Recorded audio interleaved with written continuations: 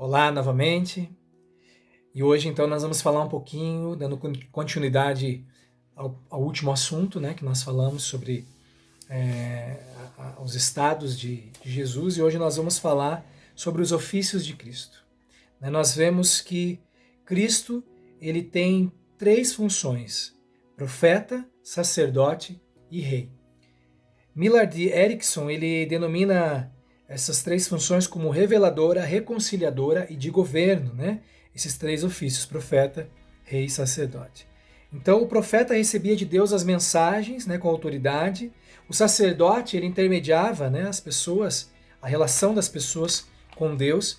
E o rei ele tinha a função de liderar o povo debaixo da soberania de Deus. Então são essas três funções que nós podemos encontrar na vida de Jesus, né, em todos os aspectos que ele coordena sobre as nossas vidas. Né? Então, no ofício profético, ele teve realmente uma função e ele é considerado um profeta. Então, várias vezes na Bíblia, por exemplo, Mateus 21:11, né, eles vão falar de Jesus como um profeta. Ele foi de fato um profeta. Né? Ele falou sobre algumas profecias, algumas coisas que iriam acontecer. Então, existe um Jesus ou um Cristo que é o profeta. Existe também o Cristo que é o sacerdote, né?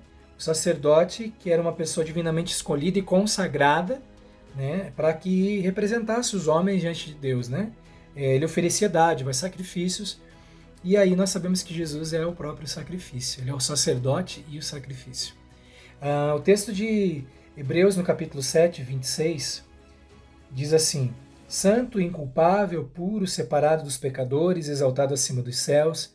Ao contrário dos outros sumos sacerdotes, ele não tem necessidade de oferecer sacrifício dia após dia, primeiro por seus próprios pecados e depois pelos pecados do povo. Ele o fez uma vez por todas, quando a si mesmo se ofereceu, pois a lei constituiu sacerdote a homens que têm fraquezas, mas o juramento que veio depois da lei constitui o Filho perfeito para sempre. Então Jesus ele é o sumo sacerdote perfeito, alguém que não tinha pecado, ele não tinha que oferecer sacrifícios pelo seu próprio pecado, porque ele era perfeito. Né? Então nós vemos aqui um sacerdote, um sumo sacerdote perfeito, né? Que contrasta com os próprios levitas, né? Que viviam ali debaixo também da lei e que precisavam oferecer sacrifícios por eles próprios. Então nós temos também o ofício de Jesus como rei. Né? Então, o Antigo Testamento ele fala de um rei que viria, né, da casa de Davi para governar Israel e as nações. Né? Ele seria alguém da descendência de Davi e seria constituído rei em Sião. Né? Salmo aí 2, 6 e 8, a gente vai encontrar alguma coisa falando sobre esse reinado. Isaías 9, 7, Isaías 11, do 1 ao 9, né, vai falar sobre esse rei que é o Messias, que os judeus esperavam por séculos e séculos, né? E que ainda esperam, na verdade, né? Os judeus ainda esperam esse rei que ainda está vindo, né? E o Novo Testamento testifica que Jesus é o rei Messias esperado, né? Lá quando Jesus vai ser ainda concebido, quando Gabriel, né, fala a Maria, o anjo Gabriel, e ele fala, então, ele será grande, se chamará Filho do Altíssimo, o Senhor, Deus, lhe dará o trono de Davi, seu pai, ele reinará eternamente sobre a descendência de Jacó, e o seu reinado, ou o seu reino, não tem fim. Né? Então, nós vamos encontrar textos onde nós entendemos que Jesus é rei. Né? Então, recapitulando, Jesus, rei, profeta e sacerdote. Né?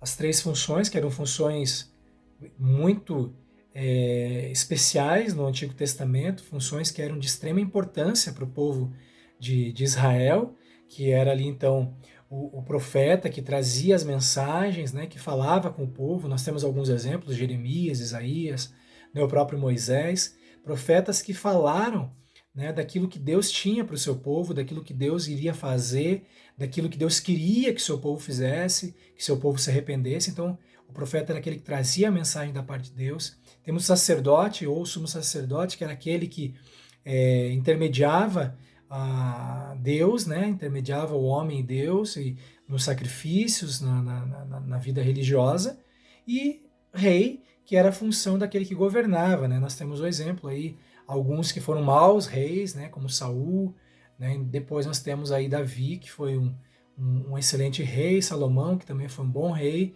teve alguns erros aí. Depois nós vamos ter várias histórias quando você puder ler lá Primeira e Segunda Reis, a história de vários reis que de vários, alguns, né, foram bons reis, mas a grande maioria foram realmente maus reis.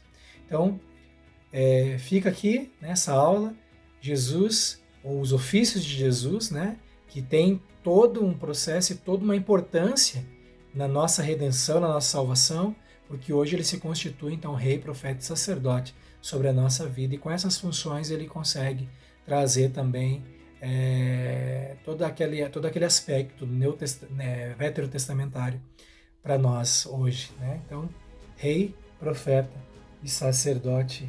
Então, para concluir aqui com uma fala do professor Zacarias, também, com os seus ofícios, Cristo se revela todo o suficiente em relação ao homem com Deus. Através dele podemos ouvir e aprender de Deus, por ele podemos chegar à presença do Pai e ele permanecer, e por ele somos dirigidos na vida até chegarmos à cidade de Deus. Ali jamais haverá maldição.